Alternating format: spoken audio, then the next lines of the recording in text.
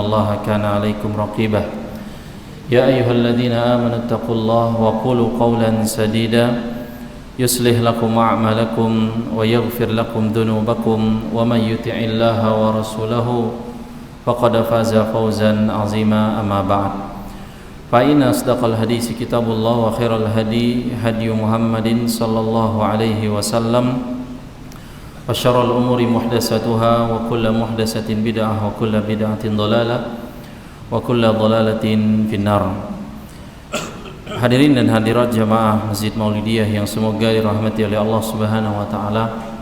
Alhamdulillah, puja dan puji syukur kita panjatkan kehadirat Allah Azza wa Jalla atas segala nikmat dan karunia, dan begitu pula kemudahan dan segala nikmat dari Allah Subhanahu wa taala yang wajib kita syukuri. Maka semoga Allah Subhanahu wa taala memberikan kemampuan kepada kita untuk mensyukuri dari nikmat-nikmatnya dan menggunakan nikmat tersebut dalam ketaatan kepadanya, amin ya rabbal alamin. Dan kita meminta kepada Allah, bertawassul dengan nama-namanya yang husna dan sifat-sifatnya yang ulia, semoga Allah berikan kepada kita ilmu yang bermanfaat, dan semoga Dia jaga kita dari segala macam bentuk dan dampak ilmu yang tidak bermanfaat, baik berupa hati yang tidak bisa khusyuk dalam setiap beribadah, jiwa yang tidak pernah puas terhadap ambisi dunia, dan doa-doa yang tidak diijabah di sisi Allah Azza wa Jalla. Dan tak bosan-bosan kita sampaikan salawat dan salam kepada Nabi kita yang tercinta Muhammad sallallahu alaihi wasallam beserta kepada keluarga beliau, para sahabat dan umat yang senantiasa mengikuti petunjuk beliau hingga hari kiamat kelak. Dan di tempat yang barokah ini, di momen Allah turunkan hujannya, airnya yang berkah dari langit, kita juga meminta kepada Allah semoga Allah tolong saudara-saudari kita dimanapun mereka berada, di Palestina, di Gaza, di Timur Tengah, di Indonesia, khususnya juga mungkin di kota kita tercinta Pontianak, yang satu sisi hujan ini memberikan keberkahan setelah beberapa waktu yang lalu kita mengalami kekeringan dan panas yang sangat. Tapi ketika turunnya hujan ini dalam waktu atau tempo yang belum sampai sepekan, setengah pekan pun belum, tapi qadarullah ma syafa'al, menyebabkan beberapa titik di daerah atau kota kita ini menjadi kebanjiran. Dan itu tidak kita pungkiri adalah kesulitan bagi saudara-saudari kita tersebut. Maka semoga Allah Subhanahu wa taala mudahkan dimanapun mereka berada, dan yang sedang sakit semoga Allah berikan kesembuhan, diberikan pengguguran dari dosa-dosa, dan Allah tingkatkan, naikkan derajatnya di sisi Allah Azza wa Jalla, amin ya rabbal alamin. Kaum muslimin yang semoga Allah muliakan rahimakumullah, kembali pembahasan kita dalam kitab Adab dan Akhlak Penuntut Ilmu karya Al-Ustadz Yazid bin Abdul Qadir Jawas rahimahullahu taala. Dan melanjutkan di pembahasan sebelumnya, masih pada bab kelima, adab terhadap kedua orang tua. Adab terhadap kedua orang tua. Yang mana di pertemuan yang lalu kita sudah sampai di halaman 81, yakni bagian pembahasan bentuk-bentuk berbakti kepada kedua orang tua. Dan di pertemuan kali ini kita akan lanjutkan di pembahasan haramnya durhaka kepada kedua orang tua. Haramnya durhaka kepada kedua orang tua. Di sini penulis rahimahullahu taala menyampaikan haramnya durhaka kepada kedua orang tua. Imam Al-Bukhari rahimahullah meriwayatkan dalam Kitabul Adab dari riwayat atau jalan Abi Bakrah radhiyallahu anhu, telah bersabda Rasulullah sallallahu alaihi wasallam, ala unabbiukum bi akbaril kabair, maukah aku beritahukan kepadamu, kata Nabi, dosa besar yang paling besar. Kata Nabi SAW sekali lagi, maukah aku kabarkan kepada kalian dosa besar yang paling besar. Ini perlu kita perhatikan dengan sebaik-baiknya. Beliau sampaikan dosa besar yang paling besar. Salasan, dalam riwayat ini disebutkan beliau mengucapkannya 3 kali. Jadi Nabi ulangi 3 kali, maukah aku beritahu kepada kalian dosa yang paling besar, dosa besar yang paling besar, bukan hanya sekadar dosa besar. Nabi nyatakan dosa besar yang paling besar. Nabi ulangi 3 kali. Maukah kukabarkan kepada kalian dosa besar yang paling besar? Maukah kukabarkan kepada kalian dosa besar yang paling besar? Ini kata para ulama menunjukkan penekanan dari Nabi kita sallallahu alaihi wasallam untuk jangan remehkan dan jangan sepelekan permasalahan yang akan beliau sampaikan berikut ini. Kemudian para sahabat menjawab, qulna, kami mengatakan, bala ya Rasulullah. Tentu wahai Rasulullah, kami ingin tahu apa saja dosa besar yang paling besar. Dosa besar yang paling besar. Qala, kemudian Nabi kita sallallahu alaihi wasallam bersabda, al-isyraku billah. Tingkatan dosa besar yang paling besar adalah berbuat syirik kepada Allah. Kemudian yang kedua kata Nabi SAW, wa uququl walidaini. Kemudian durhaka kepada kedua orang tua. Di level selanjutnya Nabi sebutkan adalah durhaka kepada kedua orang tua. Jadi lihat urutan yang Nabi sampaikan, syirik kepada Allah, kemudian durhaka kepada kedua orang tua. Titik sampai di situ. Kemudian perawi hadis ini Abi Bakrah menyatakan atau menyebutkan, wa kana muttaqian fajalasa. Pada saat beliau sallallahu alaihi wasallam menyampaikan dosa besar yang paling besar adalah syirik kepada Allah dan durhaka kepada kedua orang tua, yang awalnya beliau bersandar, duduk bersandar atau menyandarkan punggung beliau. Kemudian fajalasa, kemudian beliau sallallahu alaihi wasallam duduk dengan tidak bersandar. Ini posisi berubah, yang sebelumnya bersandar kemudian tidak bersandar. Dan ini menunjukkan bahwa kata para ulama ketika menjelaskan hadis ini, tujuannya untuk keseriusan yang lebih serius. Jadi Nabi ketika menyampaikan perkara ini itu udah serius. Maukah kukabarkan kepada kalian dosa besar yang paling besar? Diulangi 3 kali. Ini serius, nggak main-main, gitu loh. Kemudian disebutkan yang pertama syirik, yang kedua durhaka kepada kedua orang tua. Itu menyebutkan hal tersebut beliau dalam posisi bersandar. Kemudian beliau nggak bersandar. Semakin lebih serius lagi beliau sallallahu alaihi wasallam ingin menyampaikan yang selanjutnya. Faqala, kemudian beliau sallallahu alaihi wasallam bersabda, ala wa qauluz zuri wa syahadatuz zuri. Dan begitu pula di antara dosa besar yang paling besar adalah perkataan dusta, bohong, dan persaksian dusta, persaksian bohong atau persaksian palsu. Kemudian kata perawi hadis ini Abi Bakrah menyatakan, fama zala yukarriruha hatta qulna laitahu sakata. Maka Nabi SAW senantiasa mengulanginya, perkataan bohong, saksi palsu, perkataan bohong, saksi palsu, perkataan bohong, saksi palsu, kata Nabi kita SAW. Hingga kata perawi di sini, kami yang mendengar berangan-angan berkata dalam hati, semoga beliau sallallahu alaihi wasallam itu diam. Karena apa? Saking diulang-ulanginya sama Nabi. Perkataan bohong, persaksian dusta. Omongan bohong, persaksian palsu. Diulang-ulangi sama Nabi terus. Bukan 3 kali. Karena sampai dalam hatinya sahabat pada waktu itu, laitahu sakata. Andai Nabi itu diam. Karena saking seringnya beliau mengulangi. Dan dari hadis ini, ma'asyiral muslimin rahimakumullah, dapat diketahui bahwa dosa besar yang paling besar adalah syirik. Setelah syirik adalah uququl walidain, durhaka kepada kedua orang tua. Ya. Dan lihatlah urutannya ini. Urutan dari kesyirikan, durhaka kepada kedua orang tua, berkata bohong, dan persaksian bohong atau persaksian palsu. Ini dosa besar di antara yang paling besar. Dosa besar yang paling besar. Syirik kepada Allah, durhaka kepada orang tua, berkata bohong, dan bersaksi palsu. Lihat, dari Nabi mengulangi 3 kali. Penekanannya ini banyak. Penekanan dalam hadis ini banyak. Yang pertama adalah penekanan Nabi ulangi 3 kali untuk menyampaikan berita ini. Kemudian yang kedua, Nabi dari posisi bersandar, kemudian duduknya ditegakkan, seperti ingin serius menyampaikan, bukan main-main. Kemudian yang ketiga, Nabi SAW mengulangi sampai gak terhitung ulangannya dalam di sini. Hingga para sahabat bergumam dalam hati, semoga beliau diam. Apa tujuan para sahabat menyatakan semoga beliau diam? Karena kata para ulama, syafaqah alaihi wa karahiyah lima yuz'ijuhu. Para sahabat itu kasihan, nggak enak sama Nabi, nggak suka kalau Nabi itu jadi terganggu gara-gara mengulangi hal-hal tadi, nggak nyaman jadinya.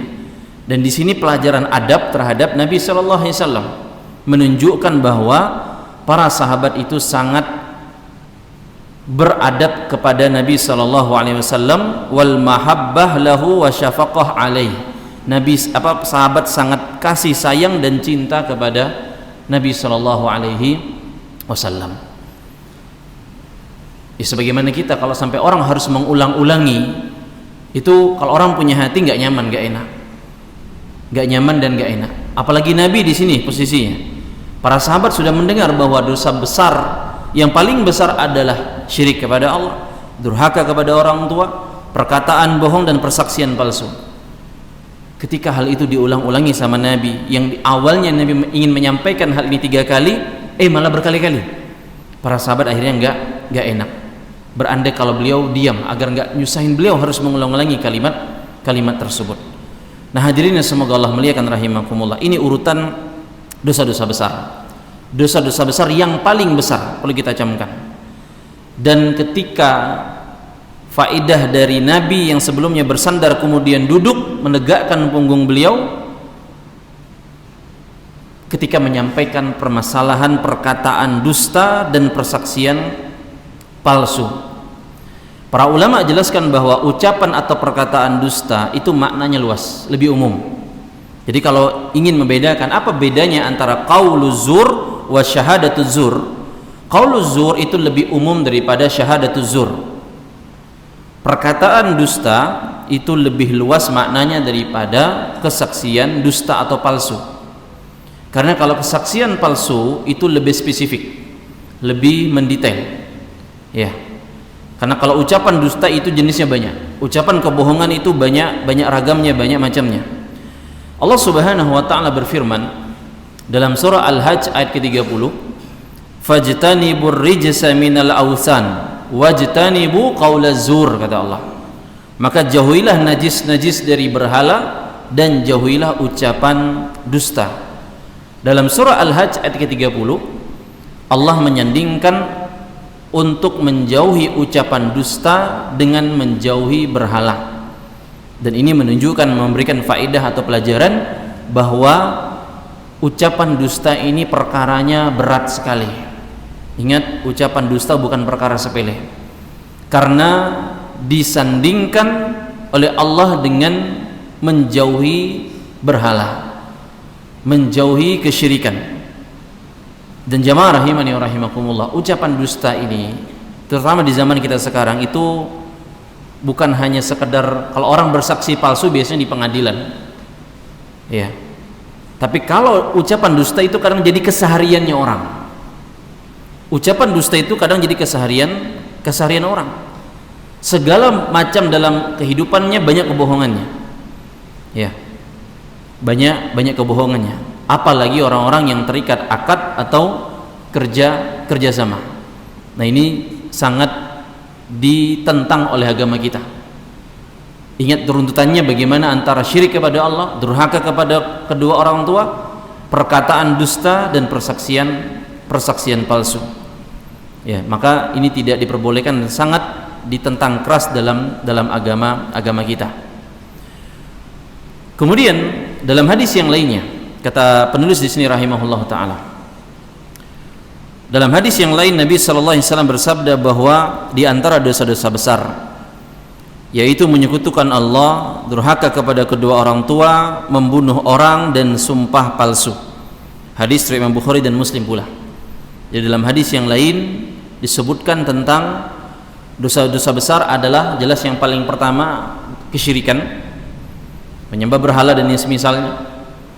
Urutan yang kedua adalah durhaka kepada kedua orang tua. Urutan ketiga adalah membunuh orang. Ya, mau dibunuhnya pakai lakban atau dibungkus atau digorok, yang penting orangnya dibunuh gitu. Ya, orang negara kita bisa heboh gara-gara ada orang mati kepalanya dilakban. Terjadilah khilaf di antara perbedaan pandangan para ahli. Ini dibunuh atau bunuh diri gitu, dan seterusnya. Ya memang wallahu a'lam bagaimana hakikat dari permasalahan tersebut, tapi kita tahu nama kalau nyawa orang terbunuh, mati, ini perkara besar. Agama kita pun sangat menjaga darah seseorang. Tapi perhatikan jamaah rahimakumullah, durhaka kepada orang tua berada di posisi kedua setelah kesyirikan kepada Allah sebelum membunuh orang. Tapi lihat sekarang viral anak-anak yang membawa orang tuanya ke panti jompo, orang tua yang anak yang menelantarkan orang tuanya di tepi jalan, subhanallah, ditolongin orang. Ditanya orang tuanya, siapa yang buat ibu di sini, Bu? Anak saya, Pak, katanya. Subhanallah. Tapi ini tidak lebih heboh daripada orang terbunuh. Memang kita bukan meremehkan orang terbunuh, akan tetapi lihatlah bagaimana ketika akhirnya kesyirikan diremehkan, durhaka sama orang tua apalagi, dan membunuh atau menghilangkan nyawa orang lain, ini juga perkara yang sangat ditentang. Dan begitu pula sumpah palsu yang sangat dilarang dalam agama kita.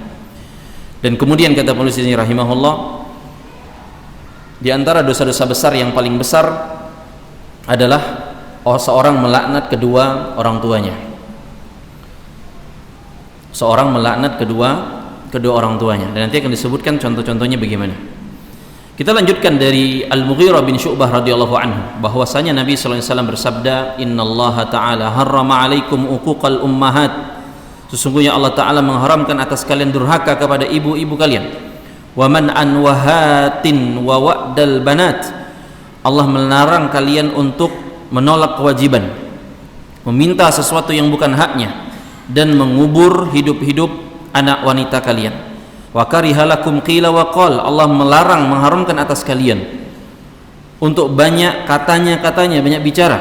Wa kasratas su'al, banyak bertanya yang enggak penting. Wa idha'atal mal, menghambur-hamburkan harta, memboroskan harta. Perhatikan dalam hadis ini yang sama juga diuraikan Imam Bukhari dan Muslim, Nabi menyampaikan bahwasanya Allah haramkan kepada kalian durhaka sama ibu-ibu kalian, menolak kewajiban yang harus kalian tunaikan, meminta sesuatu yang bukan haknya kalian, kemudian mengubur anak kalian hidup-hidup. Dan ini kebiasaan jahiliyah pada saat itu, mengubur anak wanita hidup-hidup, dan membenci kalian atas banyak bicara yang enggak penting, banyak bertanya yang enggak penting juga, dan memboroskan harta, menghambur-hamburkan harta. Semua perbuatan ini perbuatan yang keji, perbuatan yang buruk, dan digandengkan dengan di awal-awal dalam hadis ini, yakni berkaitan dengan durhaka kepada ibu. Karena ibu atau wanita itu memiliki posisi khusus, posisi spesial dalam berbakti kepada mereka, yang para ulama katakan posisinya 3 kali lipat dibanding ayah, dibanding bapak, sebagaimana dalam sabda Nabi yang pernah kita sampaikan. Dan hadis ini kata penulis rahimahullah adalah salah satu hadis yang melarang seorang anak berbuat durhaka kepada kedua orang tuanya. Seorang anak yang berbuat durhaka tidak masuk surga dengan sebab durhaka kepada kedua orang tuanya tersebut. Seorang anak yang berbuat durhaka tidak masuk surga dengan sebab durhaka kepada kedua orang tuanya tersebut. Sebagaimana hadis dari sahabat Abu Darda radhiyallahu taala anhu, bahwasanya Nabi sallallahu alaihi wasallam bersabda, la yadkhulul jannata, tidak masuk surga, aqun wala mudminu khamrin wala mukadzibun biqadarin, seorang anak yang durhaka, kemudian peminum khamar, pemabuk berat, dan orang yang mendustakan takdir Allah Subhanahu wa taala. Jamaah rahimakumullah, tidak masuk surga di sini dijelaskan oleh para ulama, laisa ma'nahu la yadkhulunal jannata mutlaqan, bukan berarti mereka tidak masuk surga sama sekali. Li'anna ahlal kaba'iri wa in kanu yastahiqunal 'adzaba finnar, karena orang-orang yang melakukan dosa-dosa besar meskipun mereka pantas mendapatkan azab di dalam neraka, illa anna masirahum ilal jannah, tapi pada akhirnya mereka akan kembali atau tetap kembali kepada surga Allah Subhanahu wa taala. Qala Ibnu Hibban, Al-Imam Ibnu Hibban mengatakan berkaitan masalah ini tentang tidak akan masuk surga anak yang durhaka, pemabuk berat, yang mendustakan takdir. Kata Imam Ibnu Hibban rahimahullah, qala yuridu bihi jannatan duna jannatin li'annaha jinanun kasiratun. Yang dimaksudkan adalah surga yang satu, bukan semua surga, karena surga itu banyak tingkatannya. Maksudnya karena surga itu banyak tingkatannya, banyak levelnya, bukan berarti memutlakkan mereka tidak masuk surga yang bagian manapun ketika mereka menjadi ahlul kabair, orang-orang yang banyak berbuat dosa-dosa besar.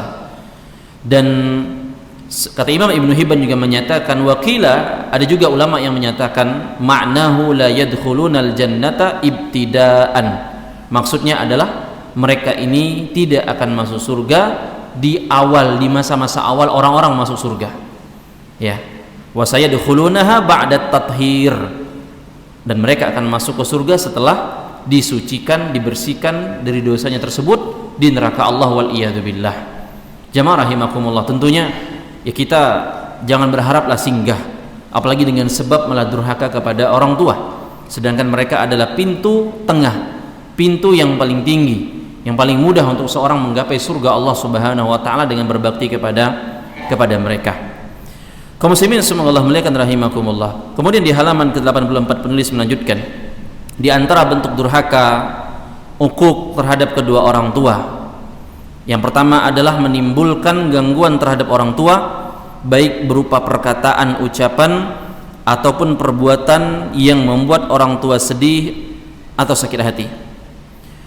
Penulis menyampaikan yang pertama adalah menimbulkan gangguan, buat orang tua itu sakit hati, entah itu baik dengan ucapan ataupun perbuatan.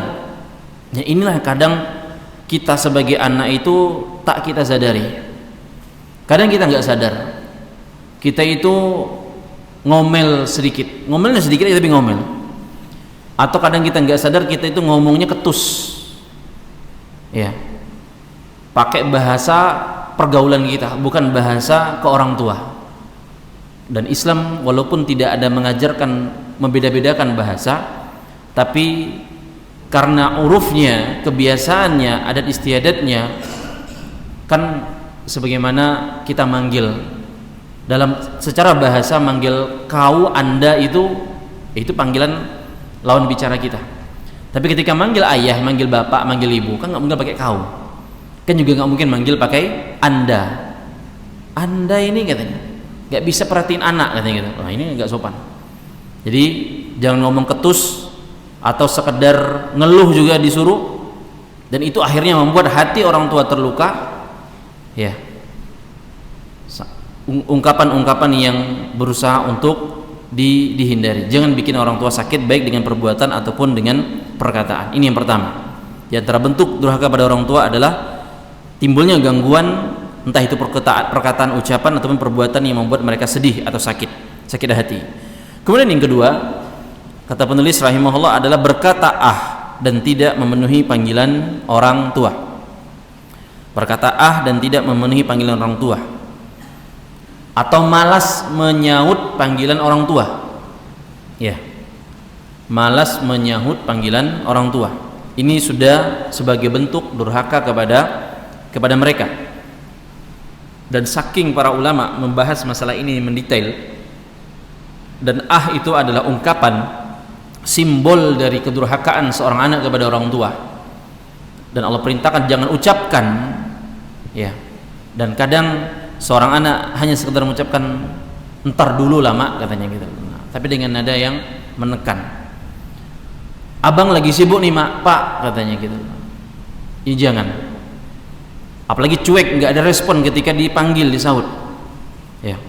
Padahal bisa kita jawab dengan jawaban yang sebaik-baiknya.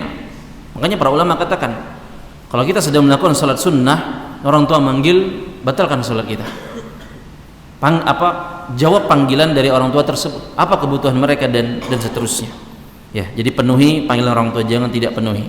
Kemudian yang ketiga, kata penulis rahimahullah, adalah membentak dan menghardik orang tua.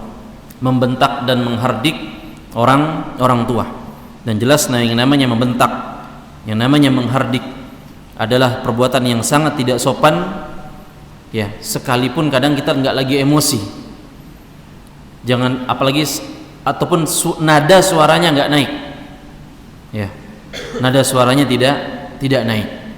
Kalau kita merasa nggak sopan hal seperti itu kepada atasan kita, kepada senior kita, seharusnya kepada orang tua lebih lagi daripada itu semua. Harus kita tahan-tahan, sabar-sabarkan untuk tidak menaikkan suara, apalagi membentak, apalagi menghardik. Ya coba aja kalau punya atasan bapak hardik, bapak bentak, besok masih kerja nggak kira-kira? Kemarin hari Jumat masih masuk kerja. Hari Jumat terakhir itulah kita bentak bos itu, atasan, manajer kita. Besok Senin masuk nggak kira-kira? Ya udah di WhatsApp malam ini, besok nggak usah masuk ya katanya. Selesai sudah. Ya, tapi orang tua nggak kayak begitu. Orang tua tidak seperti itu. Maka jangan bentak, jangan hardik mereka. Kemudian yang keempat, melaknat dan mencaci kedua orang tua. Melaknat, mencaci kedua orang tua. Ya. Jangan orang tua itu dilaknat, apalagi dicaci dengan dikatakan lambatlah, nyebelinlah. Ya, gara-gara bapak saya hidupnya jadi begini, jangan, waliyadzubillah. Jangan seperti itu. Kalaupun kita ada kekesalan yang kita rasakan dari mereka, jangan dilaknat, jangan dicaci kedua orang tua. Makanya di sini juga Nabi melarang untuk mencaci maki orang tua orang lain. Enggak boleh. Ya, tidak diperbolehkan. Kemudian yang kelima, bakhil, pelit sama orang tua tentunya. Tidak mengurusi orang tuanya, bahkan lebih mementingkan yang lain daripada mengurusi orang tuanya, padahal orang tuanya sangat membutuhkan. Seandainya memberi nafkah pun dilakukan dengan penuh perhitungan. Subhanallah. Dan ini terjadi jemaah. Ya, kalau ngasih ke teman royal gitu, kalau ngajak teman makan, apa yang mau dimakan, ayo. Tapi kalau sama orang tua, rupanya bakhil atau pelit. Ya. Dan kadang giliran orang tua minta bantuan malah terlalu banyak perhitungan, waliyadzubillah. Dan sebagian malah yang saya dapati ngasih malah sama orang tua itu sambil ngedumel gitu. Bukan lagi ngedumel, ngancem. Pak, ini yang terakhir ya Pak ya, jangan minta lagi Pak, katanya. Subhanallah, orang tua digituin. Perih rasanya kita ngelihatnya. Ya. Kalau perlu cukupkan mereka kalau kita mampu, selama mereka benar-benar butuh. Jangan berikan ungkapan-ungkapan yang menunjukkan kebakhilan kita sebagai anak. Kemudian yang keenam adalah bermuka masam dan cemberut di hadapan orang tua, merendahkan orang tua, mengatakan bodoh, kolot dan lain-lainnya. Subhanallah, waliyadzubillah. Ya, ingat, pasang raut wajah muka yang nyaman, jangan cemberut.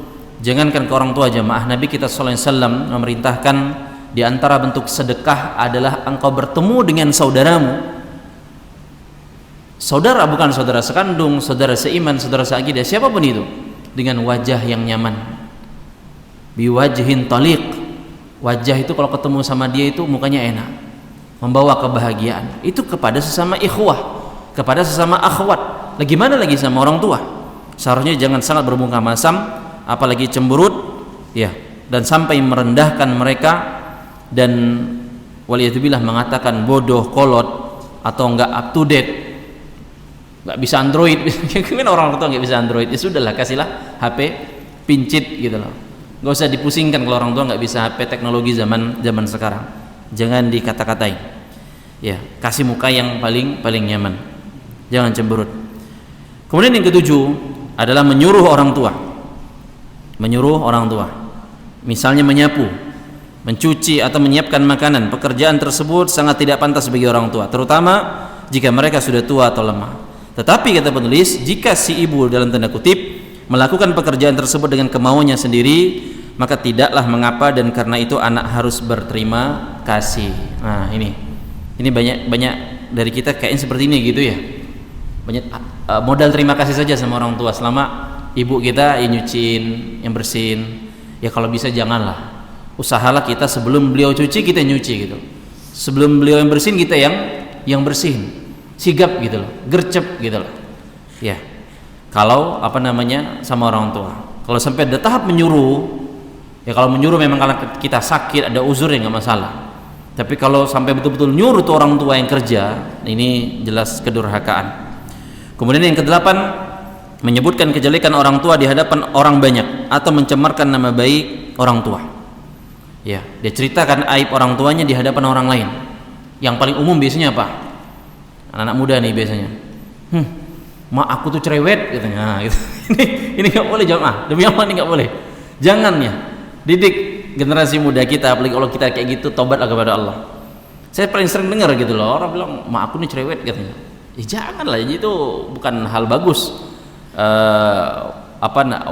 Menyatakan ibunya cerewet, orang tuanya cerewet, atau wanita itu cerewet dan seterusnya. Ya, bapak aku garang katanya gitu ya. Lebih baik jangan, lebih baik jangan sebutkan kejelekannya sampai bilang keluar taringnya. Ya kita memang bertaring, cuman kan ungkapan di bertaring ini seperti binatang buas akan gitu loh. Kayak seakan bapaknya buas ya. Jadi jangan demikian. Jangan sebutkan kejelekan di hadapan orang banyak, mencemarkan nama baik mereka. Maka ingat, kita ini semuanya bin dan binti terhadap orang tua kita. Apapun yang kita perbuat akan disorot, anaknya fulan, anaknya fulana, gitu loh. Buruk baiknya itu akan tetap dilihat dan disorot oleh masyarakat. Maka jangan cemarkan nama baik orang tua. Ya, jangan cemarkan nama baik orang tua. Karena itu kalau kita cemarkan berarti kita berbuat durhaka. Kemudian yang kesembilan, memasukkan kemungkaran ke dalam rumah, misalnya alat musik, menghisap rokok dan lain-lainnya. Ya, ini kalau masukkan alat musik ini mungkin dia bawa sonhorek kali gitu ya ke gangnya atau ke kampungnya gitu loh. Orang tuanya lagi sakit. Dan ini kejadian nih, saya baca beberapa berita itu di daerah Kediri. Itu anak ini lagi jagain orang tuanya, ibu bapaknya, dan qadarullah ada orang hajatan gitu, dan sonhorek itu lewat dan dia tegur. Rupanya dia dibully dan sonhorek itu diarahkan ke rumah dia. Dan ini banyak mendapat kecaman, dan akhirnya pemerintah kabupaten atau kota Kediri itu memberikan tindakan terhadap perkara tersebut. Dan beginilah kadang orang yang susah dikasih tahu gitu ya. Dan sungguh sangat menyedihkan, kayak kita pungkiri gitu loh. Nggak mau ada orang sakit pun ya kadar-kadar lah mengarahkan speaker segede dan sebesar itu terhadap orang, apalagi orang tua. Ya, maka jangan masukkan kemungkaran tersebut kepada orang-orang yang kita sayangi, kita cintai. Dan yang ke-10, mendahulukan taat kepada istri daripada taat kepada orang tua. Bahkan ada sebagian orang dengan teganya mengusir ibunya demi menuruti kemauan istrinya, na'udzubillah. Ya, jadi sikapi permasalahan yang seperti ini baik kepada pasangan dengan sebijak-bijaknya. Tentunya bukan semua permasalahan diselesaikan dengan kalau istrinya langsung diceraikan cari istri yang lain. Enggak demikian. Semuanya diselesaikan dengan sebaik-baiknya. Ya, walaupun perceraian itu adalah langkah terakhir kalau memang tidak ada titik terang dalam permasalahan yang dihadapi oleh rumah tangga tersebut, apalagi berhubungan terhadap orang tua yang mereka hadapi. Kemudian yang ke-11, malu mengakui orang tuanya. Sebagian orang merasa malu dengan keberadaan orang tua dan tempat tinggalnya ketika status sosialnya meningkat. Jadi sang anak udah sukses, udah kaya misalnya, malunya bisa secara langsung ataupun nggak langsung. Ya, malunya bisa secara langsung ataupun tidak langsung terhadap keberadaan orang tuanya, posisinya, kondisinya. Maka ini bentuk durhaka kalau kita malu dengan orang tua kita sendiri. Ustadz, saya malu sama orang tua saya belum sholat. Ya, kalau malu seperti itu masih wajar.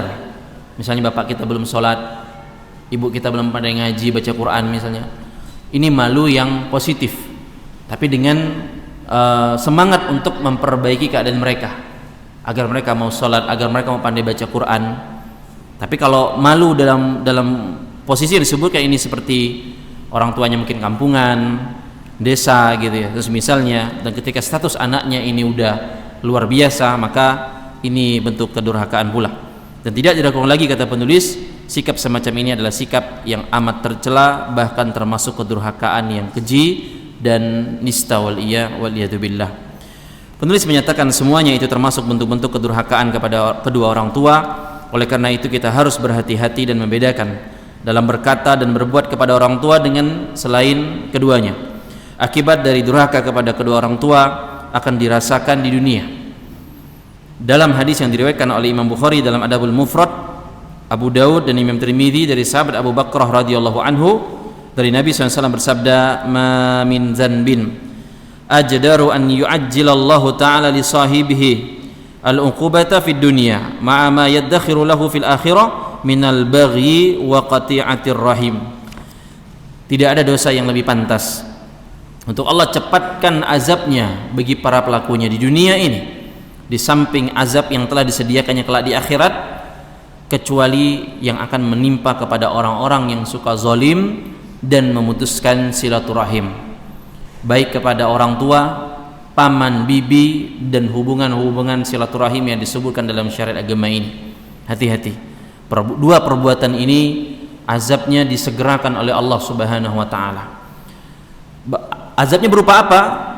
Mungkin orang bertanya-tanya, oh dia kena kanker, oh dia kena stroke, oh ini azab dari Allah nih karena dia durhaka sama orang. Enggak kayak gitu juga azabnya jamaah. Oh dia ketika dimakamkan gara-gara nampung gas LPG susah dicari, pas meninggal penuh LPG gitu. Nah itu majalah Hidayah zaman dulu gitu ya. Enggak itu cerita enggak benar gitu loh. Apa bentuk azab yang Allah akan berikan kepada orang yang durhaka atau orang yang zalim? Para ulama, para salaf, di antara pernyataan Malik bin Dinar rahimahullah ta'ala, pernyataan yang bagus menunjukkan inilah azab yang semoga Allah jaga kita dari ini di dunia.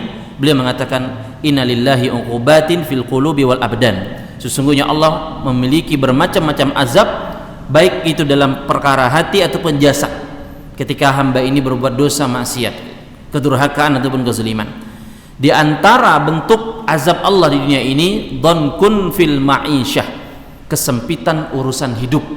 Ini dia, sempitnya urusan hidup ini. Nggak mesti orang nggak punya duit, nggak mesti dia nggak kaya, karena betapa banyak orang yang kaya sempit hidupnya, betapa banyak orang yang punya ini punya itu tapi sempit urusan hidupnya, sempit. Ini azab dari Allah Subhanahu wa taala, waliyadzubillah.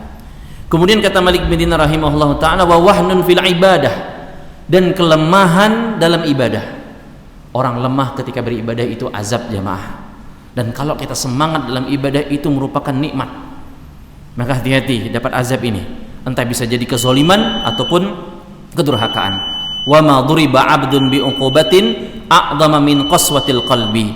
Kemudian Imam Malik bin Dinar menutup dengan menyatakan, tidaklah seorang dihantam dengan suatu azab yang lebih parah daripada hatinya menjadi keras. Hati kalau jadi keras jemaah itu azab dari Allah, waliyadzubillah. Entah bisa jadi kezaliman kita ataupun durhakanya kita kepada orang tua. Maka semoga Allah mengampuni kita atas segala kezaliman yang mungkin kita lakukan, baik kepada orang ataupun kepada kedua orang tua kita. Maka ini akhir dari bab kelima, dan semoga Allah mudahkan kita lanjutkan kepada bab yang keenam di pertemuan selanjutnya. Ini bisa disampaikan, kurang lebihnya mohon maaf. Kita cukupkan dengan doa kafaratul majlis. Subhanakallahumma bihamdika asyhadu an la ilaha illa anta astaghfiruka wa atubu ilaik. Wassalamualaikum warahmatullahi wabarakatuh.